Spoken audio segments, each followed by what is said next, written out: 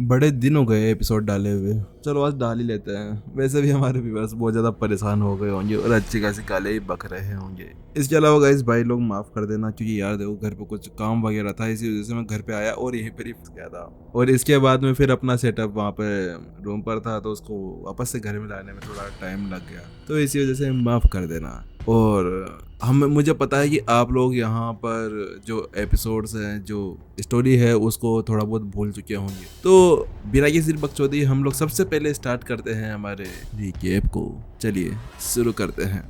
फिलहाल के कुछ एपिसोड के अंदर हम लोगों ने ये देखा था कि जो विपिन था वो आखिरकार राज का रूप लेते हुए दूसरी सिटी के अंदर आ चुका था, जहाँ पर आने के बाद में उसने कहीं ज्यादा खतरनाक तरीके से तबाही मचाई थी।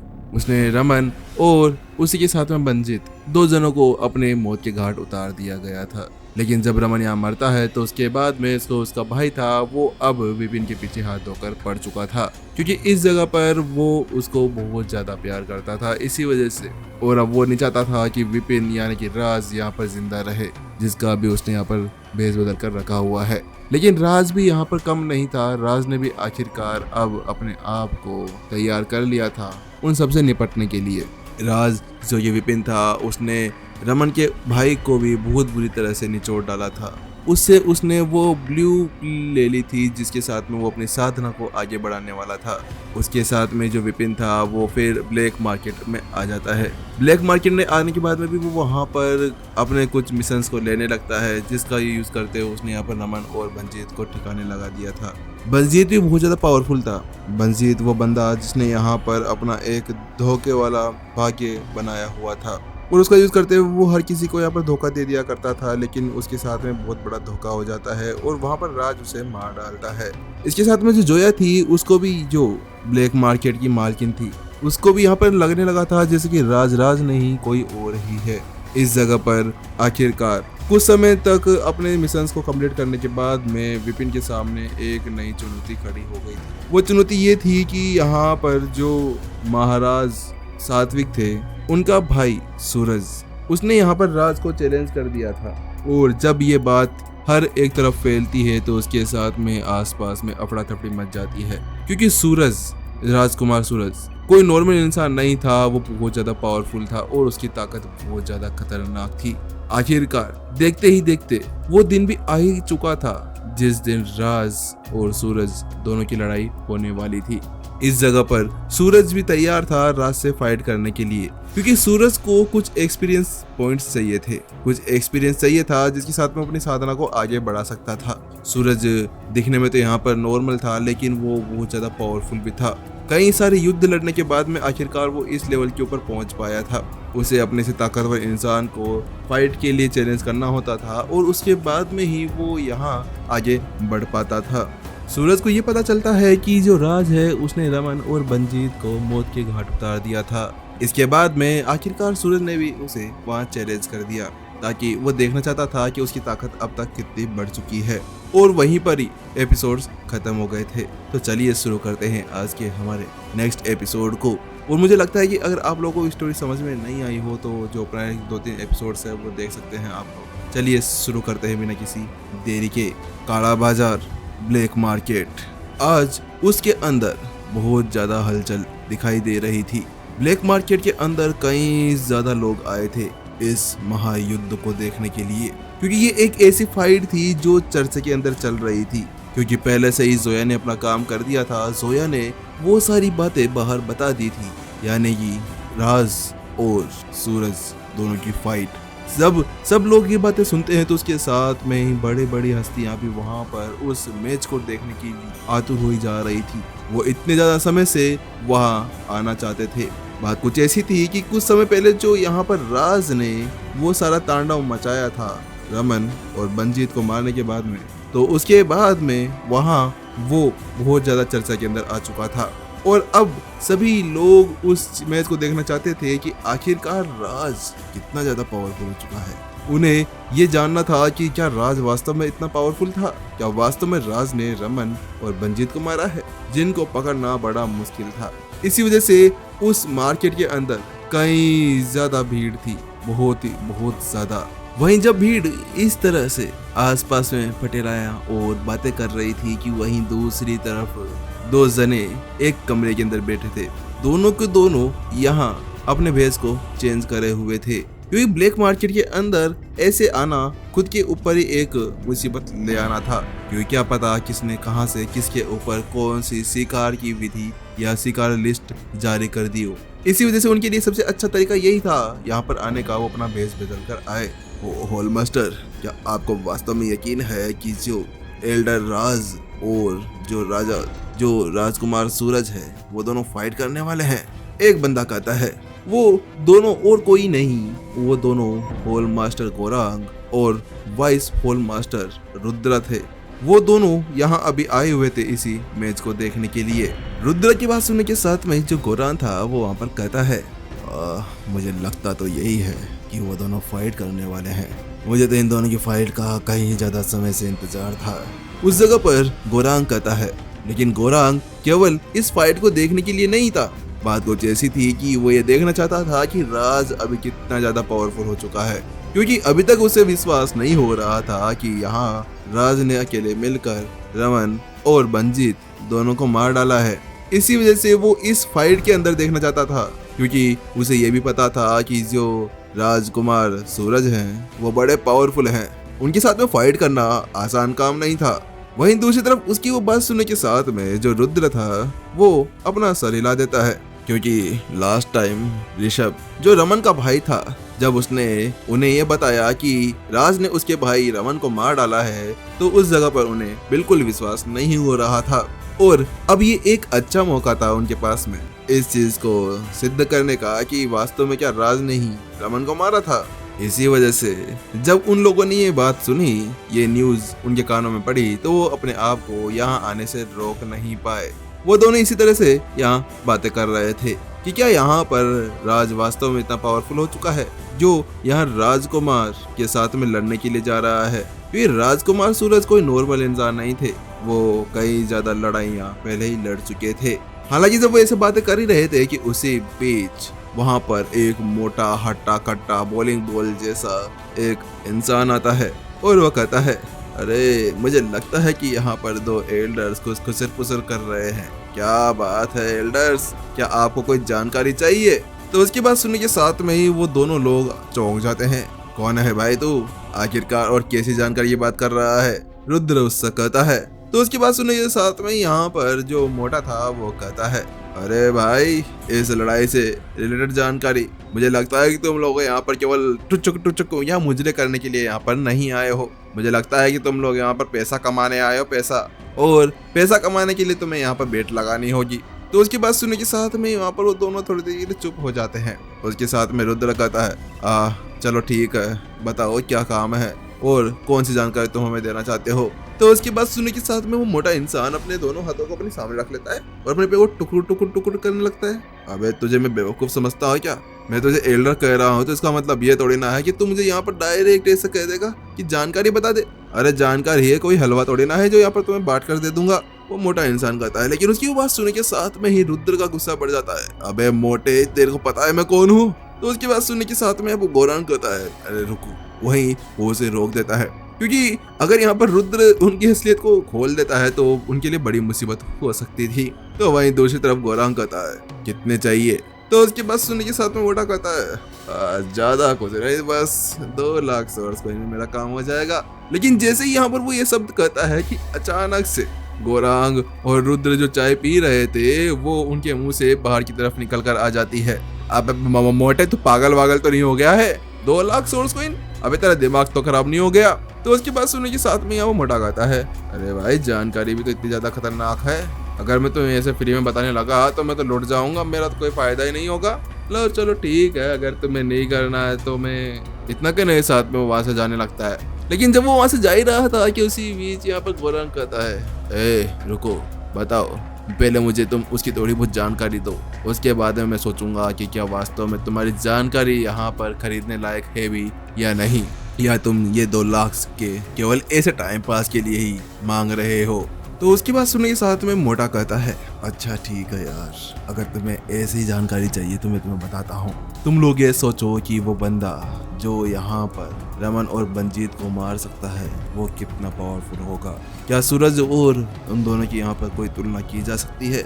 लेकिन जैसे यहाँ पर वो ये शब्द कहता है तो उसके साथ में गोरांग बस अपना हाथ उठाता है और कहता है बस रुक जाओ। इतना कहने के साथ में वो उसे यहाँ पर 2 लाख सोर्स कॉइन दे देता है, क्योंकि वास्तव में ये जो खुफिया जानकारी थी ये केवल आसपास के अंदर ही थी, लेकिन किसी को ये नहीं पता था कि यहाँ पर रमन और बंजीत मारा जा चुका है। लेकिन फिलहाल के लिए ये जानकारी इतनी ज्यादा खुफिया भी नहीं रह चुकी थी, क्योंकि राजा को भी इसके बारे में पता होगा और इसके बारे में उसे पता है, तो इसका मतलब ये है कि यहाँ पर जो राजा सात्विक थे वो अपने भाई को ऐसे ही लड़ने के लिए नहीं भेज सकते थे, तो इसके पीछे यहाँ पर कोई ना कोई बड़ा काम हो सकता था।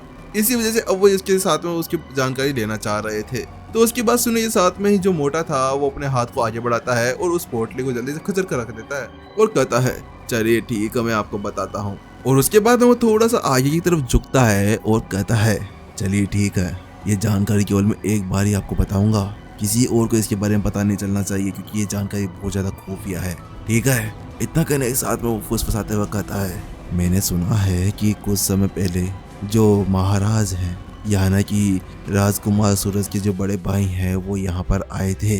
तो उसकी बात सुनने के साथ में दोनों की आंखें यहाँ पर सिकुड़ जाती है। मोटा आगे कहता है बात कुछ ऐसी है कि मैंने ये भी देखा है कि उनके हाथ में कोई एक ब्लू कलर का आर्मर था।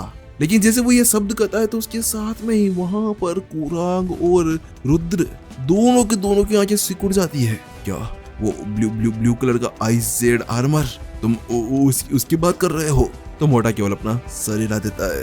लेकिन जैसे ही वो दोनों लोग इस बात को सुनते हैं वो दोनों अपनी जगह पर जमे रह जाते हैं।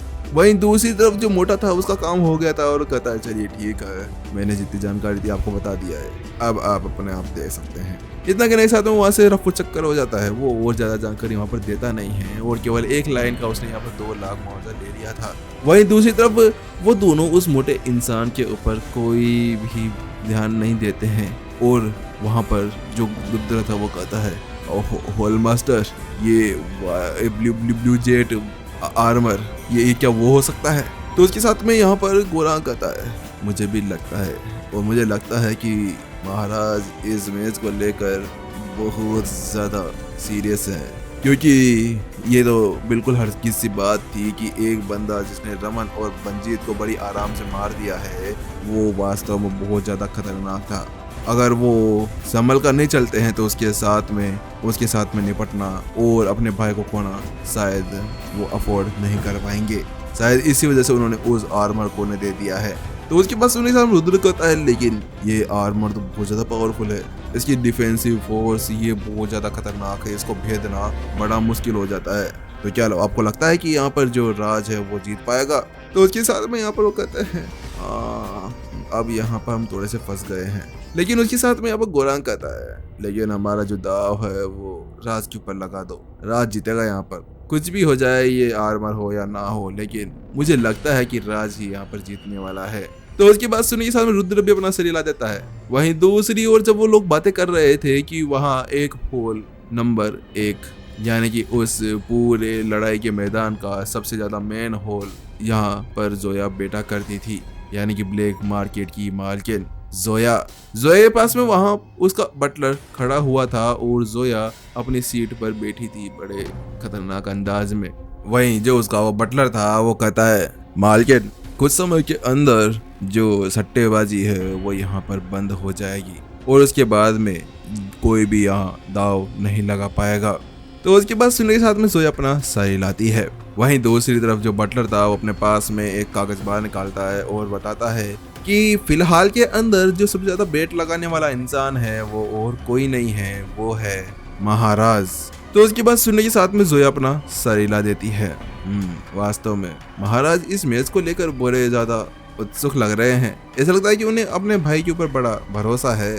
अच्छा वो सब तो छोड़ो, मुझे ये बताओ कि आखिरकार उस मोटे इंसान का क्या? वो मोटा इंसान कौन है भाई जो हमारे यहाँ पर अचानक से आकर सभी को वो जानकारी बेचने लगा? तो उसके बाद सुनने के साथ में वो यहाँ पर बटलर कहता है मालकिन मुझे इसके बारे में नहीं पता, लेकिन बस वो यहाँ पर यही काम कर रहा है, आसपास में जा रहा है और अपनी जो जानकारी है वो बेचे जा रहा है। मुझे लगता है कि उस जानकारी को बेचने के साथ में उसने कहीं ज्यादा पैसे कमा लिए होंगे। तो उसके बाद सुनने के साथ में जोया कहती है, ओ अच्छा, तो उसने बेट नहीं लगाई? तो उसने कहा ना ना ना, उसने बेट तो लगाई नहीं, वो तो बस इधर उधर फिरता रहा और सभी को अपनी जानकारी बेचता रहा। तो उसके बाद सुनने के साथ में जोया अपना सर हिलाने लगती है। अच्छा, ऐसी बात है? आखिरकार ये मोटा केवल यहाँ पर केवल अपनी जानकारी को बेचकर पैसा कमाने आया है क्या? वहीं जब वो इसी बारे में सोचता कर ही रही थी कि उसी बीच टुक टुक टुक एक आवाज आती है। एक बंदा वहां पर तेजी से भागते हुए आता है। उसके पैरों की आवाज सुनने के साथ में जोया उस तरफ देखती है और कहती है, क्या हुआ, तुम इतने जल्दी में कैसे हो? तो उसके पास सुनने के साथ में यहाँ पर जो उसका वो नौकर था वो वहाँ पर आते हुए कहता है, मालकिन बहुत बड़ी प्रॉब्लम हो गई है। तो उसके बाद वो कहती है, हाँ अब क्या हो गया? उस मोटे ने कोई प्रॉब्लम कर दी क्या? तो उसके बाद वो कहता है, हाँ ऐसा ही है। तो उसके बाद वो कहती है, क्या किया उसने, बताओ मुझे। तो वो बताता है, मालकिन बहुत बड़ी दिक्कत हो गई है। उस मोटे इंसान ने अचानक से 20 मिलियन डेस्टिनी कॉइंस को वहां पर लगा दिया है एक बेट के तौर पर। तो उसकी बात सुनने के साथ में यहाँ पर जोया के हाथ के अंदर से एक कप वहीं पर गिर जाता है। क्या पागल हो गया तुम? 20 मिलियन सोर्स कॉइन? तो उस मोटे का दिमाग खराब हो रहा, अब तो नहीं हो गया है? ऐसा लगता है कि उस मोटे ने जितनी भी ज्यादा जमा पूंजी की थी ना, वो वहां पर उसने उड़ा दी है। तो उसकी बात सुने साथ में यहाँ पर वो कहता है, मुझे भी ऐसा ही लगता है, ऐसा लगता है कि यहाँ पर उस मोटे का दिमाग खराब हो गया है। तो वहीं जोया कहती है, क्यों भाई, ऐसा क्यों? क्या उसने यहाँ पर विपिन के ऊपर दाव लगाया है? तो उसके बाद कहता है, ना ना मालकिन, उसने तो यहाँ पे किसी के ऊपर दाव नहीं लगाया। उसने तो यहाँ पर ये कहा है कि ये जो मैच है वो ड्रॉ होने वाला है। लेकिन जैसे वो ये शब्द कहता है तो उसके साथ में यहाँ पर जोया हैरान, क्या इस मोटे का दिमाग खराब तो नहीं हो गया है भाई? क्या वास्तव में ये सोचता है कि यहाँ ये मैच ड्रॉ होने वाला है? क्योंकि ये एक डेथ मैच था जिसके अंदर कोई भी एक इंसान जिंदा रह ही नहीं सकता था। एक को यहाँ मरना होगा अगर एक को जीना था। तो ऐसा तो बिल्कुल हरगिज़ नहीं था कि ये मैच ड्रॉ हो जाए, क्योंकि यहाँ पर अगर राज जीतता है तो वो यहाँ पर रुद्र को मार डालेगा और रुद्र जीतता है तो वो राज को मार डालेगा। तो यहाँ पर ये मैच ड्रॉ हो कैसे सकता है? वहाँ पर किसी को मरना होगा। ऐसा तो हो नहीं सकता कि दोनों बंदे यहाँ पर एक साथ ही बेहोश हो जाए। तो उसकी बात सुने के साथ में यहाँ पर वो नौकर भी कहता है, हाँ मुझे भी ऐसा ही लगता है मालकिन। तो उसकी बात सुने के साथ में यहाँ पर जोया कहती है, अच्छा तो राज ने कोई सट्टा लगाया क्या?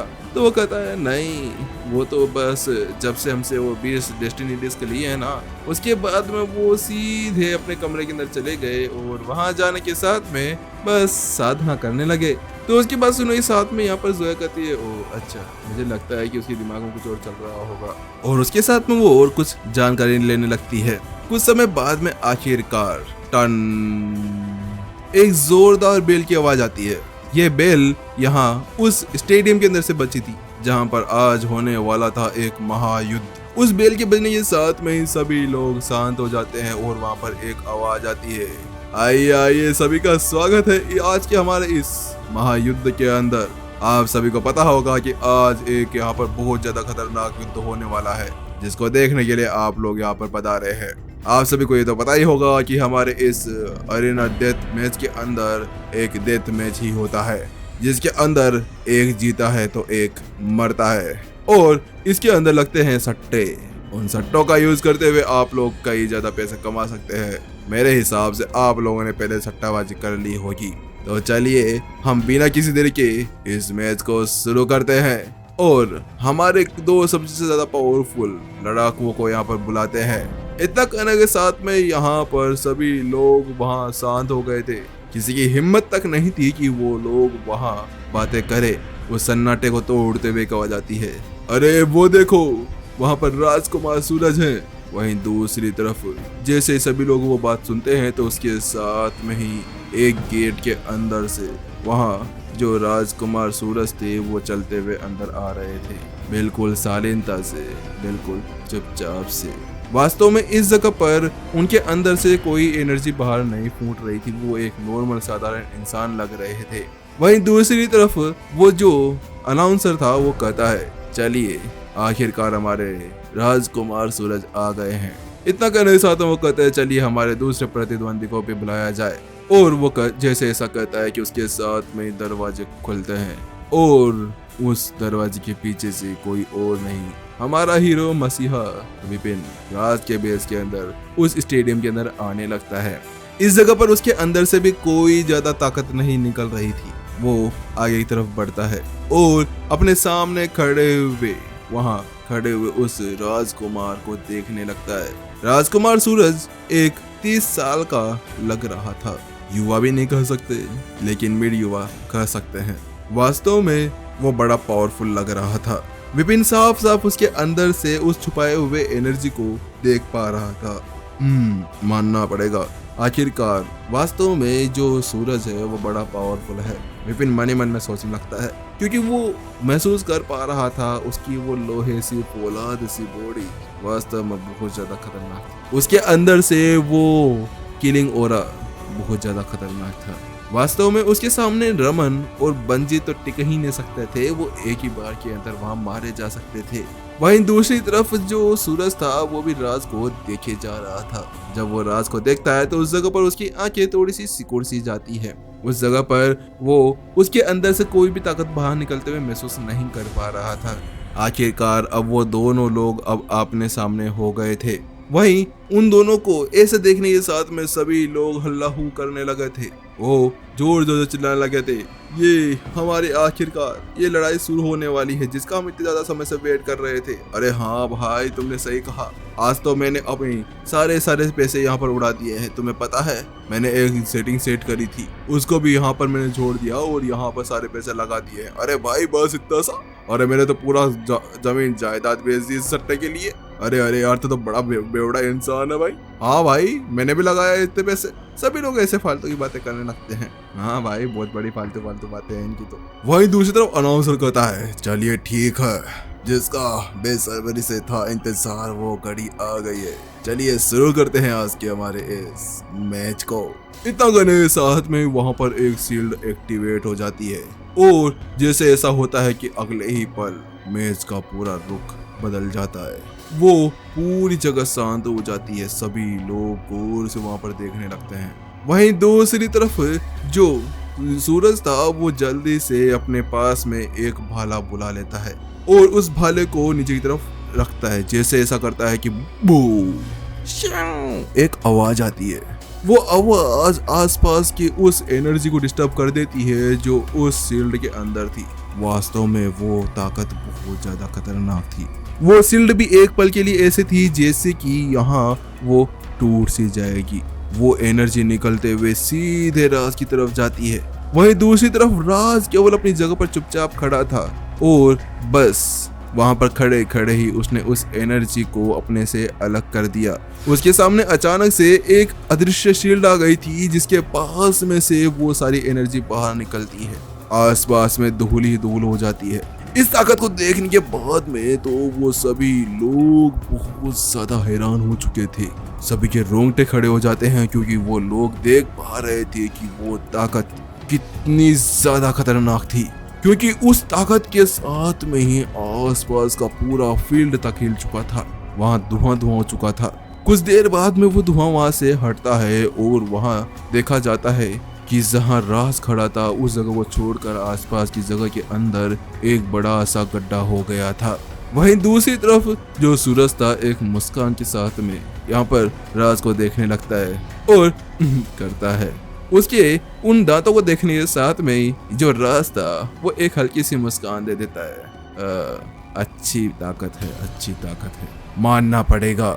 उसके बाद में जो राज था वो भी जल्दी से अपने पास में से अपनी तलवार बाहर निकालता है और बस उस तलवार को नॉर्मली स्विंग करता है। जैसे ऐसा करता है कि अगला ही पल एक आवाज आती है और बू, एक सन्नाटा पसर जाता है। उस सन्नाटे के साथ में ही एक स्लेज सीधा सूरज की तरफ चला जाता है। वहीं दूसरी तरफ सूरज भी उस अटैक को अपनी ओर आते हुए देखकर अपने भाले को आगे तरफ ले जाता है और टंग, एक आवाज आती है। उस आवाज के साथ में सूरज का हाथ थोड़ा सा कांपता है, लेकिन वो उस ताकत को वहीं पर ही रोक देता है। सूरज महसूस कर पाता है कि वो स्लेज बहुत ज्यादा खतरनाक था। वो उस ताकत को महसूस कर पा रहा था जो ताकत अभी अभी उसके पास में आकर टकराई थी। वहीं दूसरी तरफ राज एक मुस्कान दे देता है। वहीं जब वो लोग राज की उस ताकत को देखते हैं तो उस जगह पर वो लोग बड़े हैरान हो गए थे, क्योंकि राज ने केवल अपने उस तलवार को हल्का सा केवल नॉर्मली स्विंग किया था और उसके साथ में वो हिल चुके थे। वहीं दूसरी तरफ सात्विक और जोया हैरान रह चुकी थी।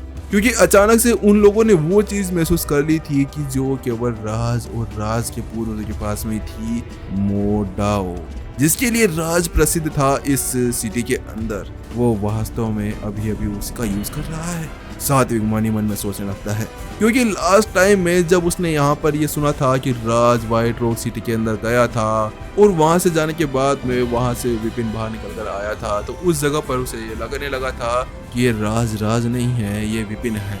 लेकिन जब उसने ये चीज देखी तो उसके साथ में बड़ा हैरान हो गया, क्या ये वास्तव में राज है? लेकिन मुझे लगा था कि विपिन ने इसका भेष चेंज कर लिया होगा, क्या ये वास्तव में वही है? वो ये बात सोचे बिना रह नहीं सका। इस जगह पर वो रह कह सकता था, क्योंकि वास्तव में उसकी वो ताकत देखना, वो वहां से आने के बाद में इतना पावरफुल हो जाना, वास्तव में कोई नॉर्मल चीज नहीं थी। वहीं जोया का भी यही हाल था। जोया ने भी कुछ समय पहले यही सोच लिया था कि ये राज नहीं है, ये वो राज नहीं है जो उसके साथ में खेला करता था गुड़िया की जैसे। ये वो राज हो ही नहीं सकता, शायद ये कोई फेक राज होगा। लेकिन जब उसने ये मोडाओ देखा तो उस जगह पर उसने ये महसूस कर लिया था, क्योंकि मोडाओ टेक्निक एक स्वर्ग की साधना टेक्निक है, जिसको केवल उसके पूर्वज या उसके आसपास के अधीनस्थ यूज कर सकते थे। लेकिन राज ने यहाँ पर मोडाओ टेक्निक को दिखा दिया था, और वास्तव में ये चीज बहुत ज्यादा खतरनाक थी। जोया जब ये बात सोच रही थी कि वहीं दूसरी तरफ जो सूरज था वो भी अपने भाले को आखिरकार उठा ही लेता है, और बूम, अपने भाले को जैसे ऊपर की तरफ करता है तो उसके साथ में ही उसकी नोक के ऊपर एक छोटा सा ब्लास्ट होता है, और उस ब्लास्ट के साथ में ही आसपास का एरिया चेंज हो जाता है। ऊपर बादल आ गए थे, वो बादल बहुत ज्यादा खतरनाक लग रहे थे। अगले ही पल उन बादलों के अंदर से 9 भाले उभरने लगते हैं, और एक जंप के साथ में सूरज उन भालों के बीच में चला जाता है। वो भाले आसपास में तैर रहे थे। वहीं दूसरी तरफ उस ताकत को देखने के साथ में ही सभी लोग पूरी तरह से हैरान हो चुके थे। वहीं दूसरी तरफ सात्विक का तो खुशी का ठिकाना नहीं था। वहीं जोया कहती है, क्या 9 भाला मार्शल आर्ट टेक्निक, क्या वास्तव में इसका यूज यहाँ पर करने वाला है? नहीं, मुझे नहीं लगता कि ये शील्ड इस ताकत को यहाँ पर रोक पाएगी। लेकिन सबसे ज्यादा बड़ी बात तो यह है कि क्या राज इसको रोक सकता है?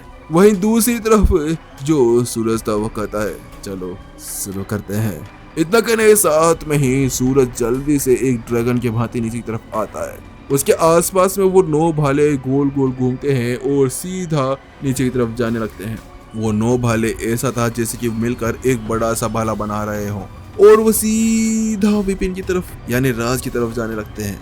वहीं जब वो नीचे की तरफ जा रहे थे कि आसपास में सोनिक बूम्स आने लगते हैं। बू।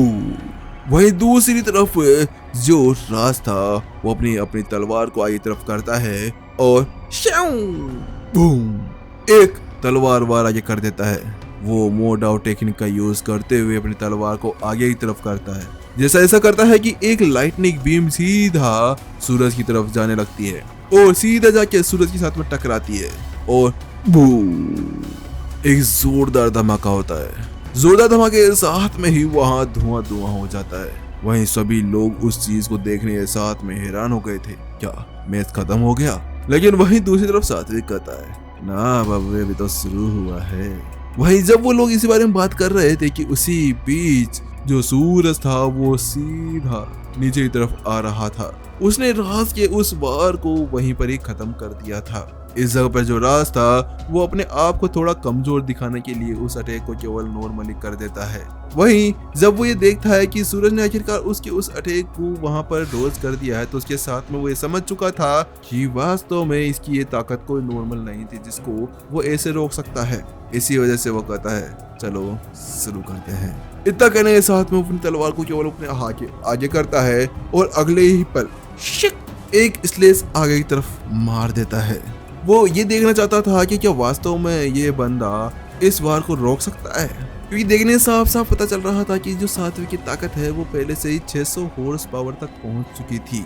वहीं दूसरी तरफ जैसे सूरज ये चीज देखता है कि उसके सामने एक बड़ा सा तलवार स्लेस आ रहा था, तो उसके साथ में ही वो भी उसकी तरफ तेजी से और पूरी ताकत लगाते हुए आगे बढ़ने लगता है। वहीं दूसरी तरफ वहां वो दोनों टकराते हैं और एक सन्नाटा फैल जाता है। उस सन्नाटे के अंदर से सोनिक बूम बाहर निकलता है और वो आसपास की उस शील्ड को चकनाचूर कर देता है। उसके अंदर वो क्रैक्स पड़ जाते हैं और वहाँ सभी की हालत खराब हो जाती है। उस धमाके के बीच में जो सूरज था वो अभी भी उस तलवार को अटैक को वहीं पर ही रोके हुए था। वही राज कहता है, बहुत पावरफुल हो तुम, लेकिन क्या तुम मेरी इस ताकत को संभाल पाओगे? इतना कहने के साथ में वो केवल अपनी चुटकी बजाता है, जैसे वैसा करता है कि बूम। ऐसा लगता है जैसे कि वो जो स्लेश अटैक था उसके पीछे कुछ जेट्स लग गए हों और वो सीधा आगे की तरफ बढ़ने लगता है। लेकिन जैसे ही सूरज इस चीज को महसूस करता है तो उसकी तो यहाँ पर रोंगटे खड़े हो जाते हैं। नहीं, ये नहीं हो सकता।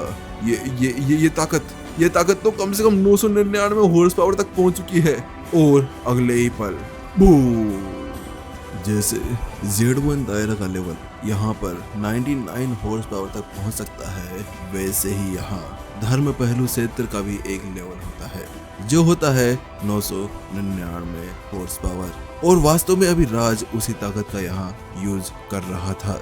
इस ताकत को देखने के साथ में तो सूरज की भी यहाँ पर आंखें बिल्कुल चौंधिया से गई थी। उसे ये समझ नहीं पा रहा था कि आखिरकार ये बंदा कर कैसे पा रहा था, क्योंकि वो अभी ये देख पा रहा था कि वो अभी अपनी आत्मा का यूज नहीं कर रहा, केवल अपने शारीरिक बल का यूज कर रहा है। और केवल अपने शारीरिक बल का यूज करते हुए यहाँ पर 999 हॉर्स पावर तक की पावर का यूज करना वास्तव में कोई आम बात बिल्कुल भी नहीं थी। और इसी बीच जो सूरज उसके ऊपर वो अटैक कर रहा था, वो अटैक वहीं पर ही नलिफाई हो जाता है, यानी वहीं पर ही खत्म। और उसके साथ में सूरज पीछे की तरफ चला जाता है। ये कैसे हो सकता है? आखिरकार ये बंदा इतना पावरफुल कैसे, वो भी केवल अपने शारीरिक बल के साथ में? इसकी ताकत वास्तव में अभी 999 हॉर्स पावर तक पहुंच चुकी है। और वास्तव में ये बहुत ज्यादा खतरनाक है, बहुत ही ज्यादा। वास्तव में इसका सामना करना मेरे लिए बड़ा मुश्किल होने वाला है। वहाँ जो सूरज था वो मन ही मन में सोचने लगता है, लेकिन वो अभी इस जगह पर रुक नहीं सकता था। उसे पता था कि अभी इस मैच के बीच में वो कुछ भी सोचना उसके लिए बिल्कुल व्यर्थ होगा। वो उसके साथ में आगे तरफ बढ़ता है और लगातार अटैक पे अटैक करते जाता है। उसका हर एक अटैक सटीक था, हर एक मुक्का, लात, भाला अटैक वो सारे सटीक तरीके से राज के ऊपर पड़ रहे थे। इतने सारे अटैक्स वो कर चुका था कि जिसकी गिनती भी नहीं की जा सकती थी, लेकिन फिर भी यहाँ राज के ऊपर कोई फर्क नहीं पड़ता। ऐसा लग रहा था जैसे राज अपनी जगह पर अपने आप को बिल्कुल सटीक कर खड़ा था। ये इतना पावरफुल कैसे है भाई? कौन से चक्के का आटा खाया है तूने? वहाँ सूरज ये बात सोचे बिना नहीं रह सकता था। अब पता चला कि बड़े भाई ने क्यों मुझे ये कवच ला के दिया था। वास्तव में ये बहुत ज्यादा पावरफुल है। वास्तव में जो रमन है वो भी इसका सामना कभी कर ही नहीं सकता था। आखिरकार मुझे ये समझ नहीं पा रहा कि ऐसा इतना ज्यादा पावरफुल इंसान कभी किसी की नजरों में आया क्यों नहीं। इसने अपने आप को छुपा कर रखा था क्या? मुझे तो आज तक इसके बारे में नहीं सुना था कि जो राज है वो वास्तव में इतना पावरफुल है। नहीं, ऐसा नहीं, ये ऐसा नहीं हो सकता है। मुझे और ज्यादा ताकत बढ़ानी होगी। इतना करने के साथ में वो जल्दी से अपने भाले को अपने दोनों हाथों से अपने सामने पकड़ लेता है और अपने माथे के पास में ले जाता है। और अगले ही पल वो अपनी एनर्जी रिलीज करना शुरू करता है। उसकी सारी एनर्जी अपने हाथों से लेते हुए उस भाले के अंदर जाना शुरू कर देती है और वो भाला भी वहाँ चमकने लगता है। उसकी ताकत वहाँ बढ़ने लगती है। अगले ही पल एक जोरदार दर्ज आती है। उसके पीछे से एक बड़ा सा ड्रैगन बाहर निकल कर आता है और सीधा आसमान के अंदर चला जाता है। अगले ही पल उसके पीछे ये जो बादल थे वो और ज्यादा डार्क हो जाते हैं और सूरज कहता है, राज तुम वास्तव में बहुत ज्यादा पावरफुल हो। मुझे तुमसे फाइट करने में बड़ा मजा आ रहा है। चलो इस फाइट को और ज्यादा एक अलग लेवल के ऊपर पहुंचाते हैं। लेकिन जैसे यहाँ पर बाकी लोग इस बात को सुनते हैं तो उसके साथ में सबके यहाँ पर रोंगटे खड़े हो जाते हैं। क्या अलग लेवल? अरे भाई तेरा दिमाग खराब अब तो ना हो गया? तू पागल वागल तो नहीं हो गया है? हमारी पहले से इतनी ज्यादा हालत खराब हो चुकी है और तू अब ये चाहता है कि हम लोग यहाँ पर तेरे इस अटैक के बीच में दब जाए? और ये ड्रैगन, अबे तेरा दिमाग खराब है क्या राजा? तू होगा कहीं का राजकुमार, कहीं का बाजकुमार? अरे भाई दो इसके पत्ते छप्पड़। यहाँ पर सभी लोग बातें करने लगते हैं। उन सभी के सामने वो जो ड्रैगन था वो बहुत ज्यादा खतरनाक था। वास्तव में इतना खतरनाक कि उनकी आत्मा के ऊपर डायरेक्ट अटैक हो रहा था। और वहीं दूसरी तरफ जो सूरज था वो तो अपने उस ड्रैगन को लेकर वहां तैयार बैठा हुआ था। वहीं दूसरी तरफ जब विपिन उस चीज को देखता है तो वो मन ही मन में सोचने लगता है, मानना पड़ेगा, वास्तव में ये बंदा बड़ा पावरफुल है। ये अभी अपने स्वर्गीय भाग्य का यूज कर रहा है। बात कुछ ऐसी थी कि जिस अटैक का यूज अभी सूरज कर रहा था वो एक स्वर्गीय भाग्य भाला आर्ट टेक्निक थी, जो शायद उनके उस परिवार के अंदर से है, जिस परिवार के अंदर है, यानी कि शाही परिवार की शाही भाला स्वर्गीय आर्ट टेक्निक। वास्तव में ये बहुत ज्यादा पावरफुल था। अगर ऐसी बात है तो मुझे लगता है कि मुझे इसका यूज कर कर आरव को देना चाहिए। मुझे लगता है कि ये आरव के लिए सही रहने वाली है। ये अभी विपिन अपने स्टूडेंट्स आरव का, जिसके पास में भाला है, उसकी बात कर रहा है। वास्तव में अगर ये टेक्निक उसके पास में चली जाती है ना तो उसकी ताकत बहुत ज्यादा बढ़ जाएगी। विपिन मन ही मन में सोचता है और अगले पल कहता है, गलतियां। जैसा वैसा कहता है कि बू, स्वर्ग की लाइब्रेरी के अंदर एक जोरदार विस्फोट होता है और अगले ही पल एक किताब वहां पर बनना शुरू हो जाती है। आसपास में भंवर बनना शुरू होता है और कई ज्यादा एनर्जी के धागे सीधा उसके अंदर जाना शुरू हो जाते हैं और एक ही सेकंड के अंदर आसपास की कई 1,00,000 किताबें उसके अंदर मिल जाती है। जैसे विपिन इस चीज को देखता है कि उसकी लाइब्रेरी के अंदर जो धागे थे, जो किताबें पड़ी हुई थी, वो सारी अचानक से गायब हो गई कि अगले पल उसके मुंह से खून निकलने लगता है। वो खून का फव्वारा वास्तव में ऐसा था जैसे कि उसके हर एक दुख, दर्द, पीड़ा को यहाँ पर दिखा रहा हो, क्योंकि वास्तव में अभी अभी उसके सामने 1,00,000 किताबें गायब हो गई थी। हे प्रभु, हे प्रभा, आखिरकार ये क्या हो गया? मैं कंगला हो गया। मुझे लगा था कि मैं अमीर हूँ, लेकिन नहीं, मैं अमीर कभी रह सकता हूँ क्या? एक ही पल के अंदर मैं तो यहाँ पर अंधा, लूला, बेरा, भंगड़ा, पता नहीं क्या क्या बनकर रह गया हूँ। जो विपिन था वो मन ही मन में रोने लगता है, क्योंकि वास्तव में पिछली बार जब उसने मौत आउट टेक्निक को बनाया था तो उस जगह पर उसने केवल 50,000 स्वर्ग की धागों का यूज किया था, लेकिन इस जगह पर इस टेक्निक ने, जो भाला आर्ट अभी वो यहाँ पर सीख रहा था, उसने देखते ही देखते 1,00,000 एनर्जी के धागों को यूज कर दिया था। और वास्तव में ये एक ऐसा थप्पड़ था जिसको यहाँ पर विपिन हमेशा याद रखने वाला था। बेचारा विपिन, इतनी मुश्किल से तो वो इतनी ज्यादा एनर्जी को इकट्ठा कर रहा था, लेकिन वो अचानक से ऐसा कुछ हो गया था। इस चीज को वो बर्दाश्त नहीं कर पाया।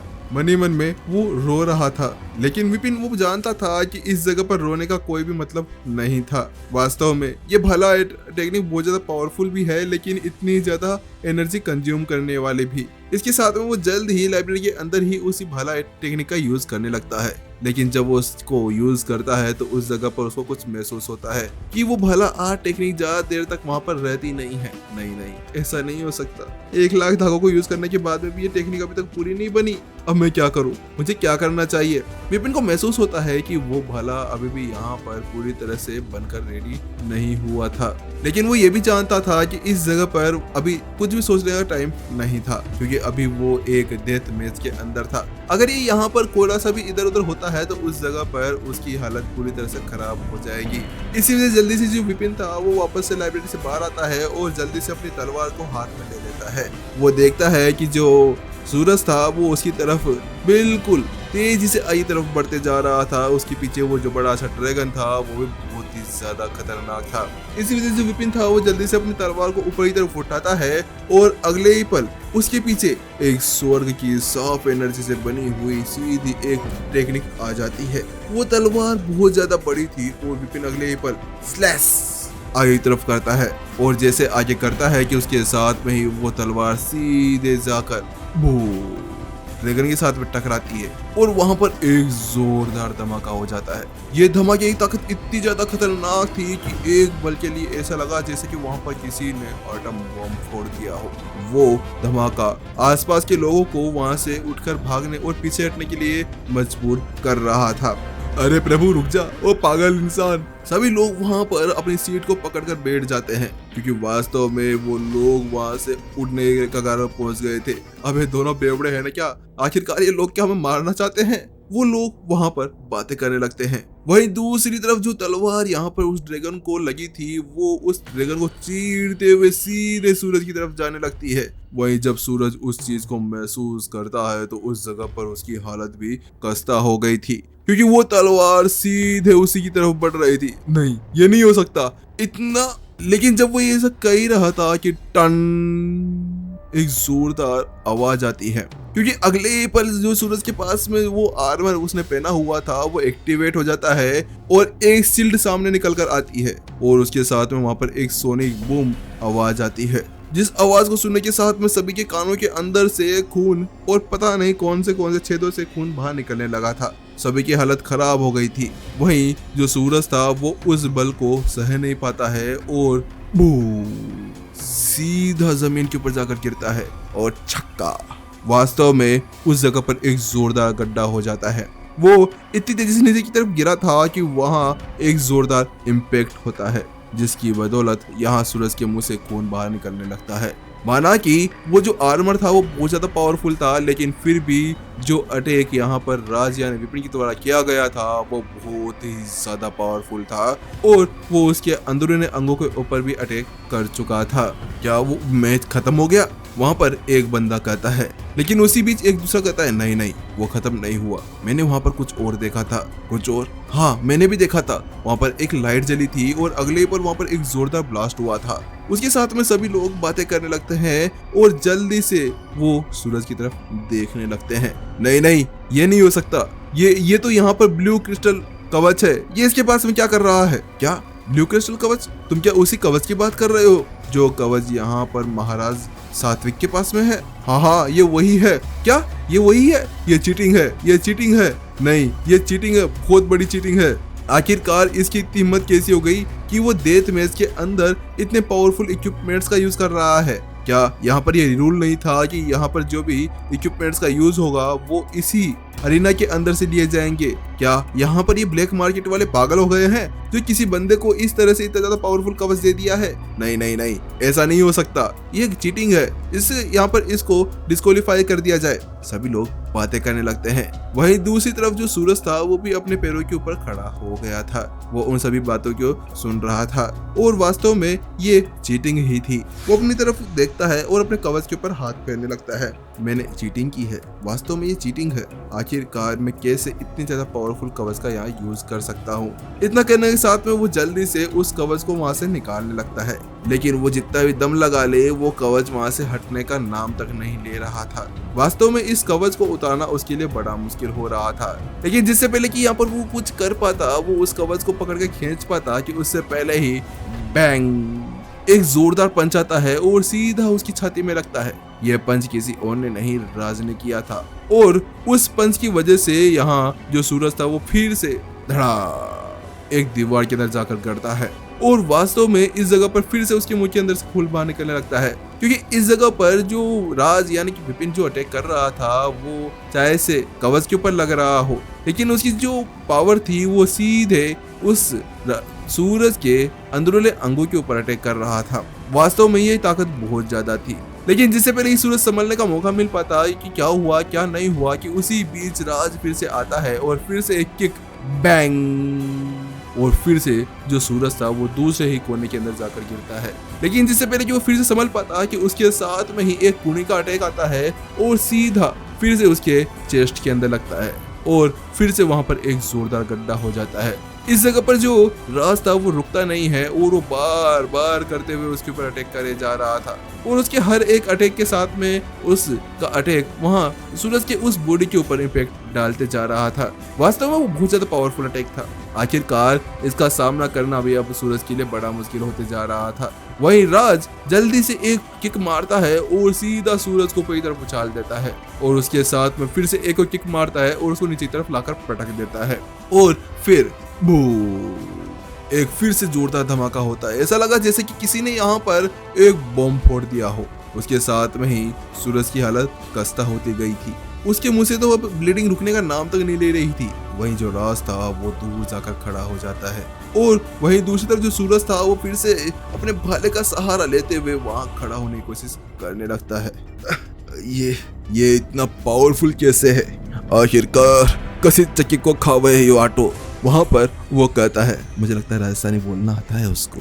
सूरज राजस्थानी है। आखिरकार इसने अपने आप को इतना ज्यादा पावरफुल कैसे बना लिया, और इसका ये जो बॉडी है ये बहुत ज्यादा पावरफुल है। ऐसा लगता है किसी ने यहाँ पर इसको ऐसे लोहे की बॉडी बनाकर दे दी है, जिसका यूज वो अभी मेरे ऊपर कर रहा है। जो यहाँ पर सूरज था वो ये बात सोचे बिना नहीं रह सकता था, क्योंकि वास्तव में इस जगह पर उस ताकत को उसके लिए झेलना बड़ा मुश्किल हो गया था। लेकिन ये मेरे लिए एक अच्छा मौका है मुझे सफलता हासिल करने के लिए, लेकिन मैं इसके सामने खड़ा ही नहीं हो पा रहा। अगर मेरा भाई भी इसके सामने आ जाता तो उसके साथ में हम भी शायद यहाँ पर इसका सामना शायद ही कर पाते। ये इतना पावरफुल हो कैसे सकता है, वो ये चीज सोचे बिना नहीं रह पाता। लेकिन वो ये जानता था कि उसके लिए ये एक अच्छा मौका है, शायद वो सफलता हासिल कर सकता है। इतना कहने के साथ में वो जल्दी से अपने भाले को उठाता है और फिर से उसके ऊपर अटैक करने जाता है। लेकिन वहीं दूसरी तरफ जो राज था वो केवल अपने पंच को बनाता है और वो उस भाले के ऊपर सीधा अटैक कर देता है। जैसे ऐसा करता है कि उसी के अगले पल यहाँ पर उस भाले के यहाँ पर चित्र उड़ जाते हैं और एक और धमाके के साथ में जो सूरज था फिर से दीवार के ऊपर लग जाता है। वहीं दूसरी तरफ अचानक से जो सूरज था उसके कानों के अंदर एक आवाज आती है, क्या तुम सफलता हासिल करना चाहते हो? चलो ठीक है, मैं तुम्हारी मदद करता हूँ। जैसे सूरज इस आवाज को सुनता है तो उसके साथ में उसके रोंगटे खड़े हो जाते हैं, क्या मेरी मदद? लेकिन जिससे पहले कि वो कुछ समझ पाता है कि ये आवाज किसकी थी, कि उसी पल जो राज था वो उसके पास में आ जाता है और धड़ाम धड़ूम अपने उसी टेक्निक का यूज करता है, जो टेक्निक वो मास्टर से कॉन्टिनेंट के अंदर यूज करता था, मारपीट टेक्निक। उस टेक्निक का यूज करते हुए वो जल्दी से उसके अलग अलग एक्यू पॉइंट्स के ऊपर अटैक करने लगता है और उसकी कुछ एनर्जी सीधे उसके शरीर के अंदर डालने लगता है। इस जगह पर तो वो कवच भी कुछ कर नहीं पा रहा था, उस जगह पर उसकी ताकत वो उसको रोक तक नहीं पा रहा था। वहीं दूसरी तरफ ये क्या हो रहा है मेरे साथ में? सूरज को कुछ महसूस होता है, उसको महसूस होता है कि उसके शरीर के साथ में कुछ ना कुछ अजीबोगरीब हो रहा था। वास्तव में ये शायद उसके लिए अंत था। मैं क्या मरने वाला हूँ बिना सफलता के? है मुझे लगा था कि मैं यहाँ पर जिंदा रहूंगा। जब यहाँ पर सूरज ये चीज महसूस करता है कि उसके शरीर के साथ में कुछ हो रहा था तो उसे लगा शायद वो वहाँ पर मरने वाला है। इसी वजह से वो मन ही मन में ये बातें सोचने लगता है, लेकिन मैं मरना नहीं चाहता, मुझे सफलता हासिल करनी है। इसके लिए तो मैंने कितनी ही जाने ली है और कितने ही जनों के साथ में लड़ाई की है, और आज मैं वास्तव में। लेकिन जब वो इसके बारे में सोच ही रहा था कि अगले ही पल उसके शरीर के अंदर से कुछ अलग एनर्जी निकलना शुरू हो जाती है। वो एनर्जी ऐसी थी जैसे कि वो किसी बेड़ी को तोड़ रही है, जो बेड़ियां उसको चारों तरफ से घेर कर रखी हुई थी। अगले ही पल एक आवाज आती है और कुछ चेनें टूटने की आवाज के साथ में उसके अंदर एक धमाका होता है, और अगले ही पल एक जोरदार एनर्जी सीधे आसमान के अंदर चली जाती है। वो आसमान के अंदर एनर्जी जो गई थी उसको देखने के साथ में सात्विक कहता है, क्या मेरा भाई भी यहाँ पर आत्मा प्रसिद्ध लेवल के ऊपर पहुंच रहा है? क्या वो वास्तव में भी सफलता हासिल कर रहा है? अगर ऐसा है तो वास्तव में अब हमारा परिवार और ज्यादा पावरफुल होने वाला है। अब तो कोई नहीं होगा जो हमारे परिवार के साथ में यहाँ पर मुकाबला कर सके, क्योंकि इस जगह पर जो सूरज था वो धर्म पहलू के आत्मा दिव्य लेवल के ऊपर पहुंच चुका था। आत्मा दिव्य लेवल के साथ में उसकी ताकत और ज्यादा बढ़ने वाली थी। वहीं दूसरी तरफ जैसे ही यहाँ पर गोरांग और रुद्र ये चीज महसूस करता है तो उसके साथ में वो लोग पहचान गए थे कि ये कमाल करने वाला कोई और नहीं था, राज ही था। क्या राज ने अपने ही प्रतिद्वंदी को ऐसे लेवल अप करवा दिया? ये आखिरकार इसका दिमाग खराब तो नहीं हो गया है? वास्तव में वो लोग पूरी तरह से हैरान थे। वहीं दूसरी तरफ जो राज था वो कहता है, मानना पड़ेगा कि इसका कवच बहुत ज्यादा पावरफुल है। मुझे लगता है कि मुझे इसको यहीं पर ही खत्म करना होगा। इतना कहने के साथ वो जल्दी से आगे तरफ बढ़ता है। वास्तव में उसकी वो ताकत बहुत ज्यादा खतरनाक थी, और वहीं एपिसोड खत्म हो जाता है। चलिए शुरू कर लास्ट में मिलते हैं अगले एपिसोड में, क्योंकि ये जो एपिसोड है इसको रिकॉर्ड करने में तुम्हारे भाई की हालत खराब हो गई, क्योंकि तुम्हें पता है तुम्हारा भाई कितने ज़्यादा समय बाद में यहाँ पर रिकॉर्ड कर रहा था, इसी वजह से। चलिए जल्दी मिलते हैं नेक्स्ट में, जब तक के लिए टाटा बाय बाय, सायोनारा। अपना ध्यान रखना और सपोर्ट बनाए रखना। चलिए बाय बाय।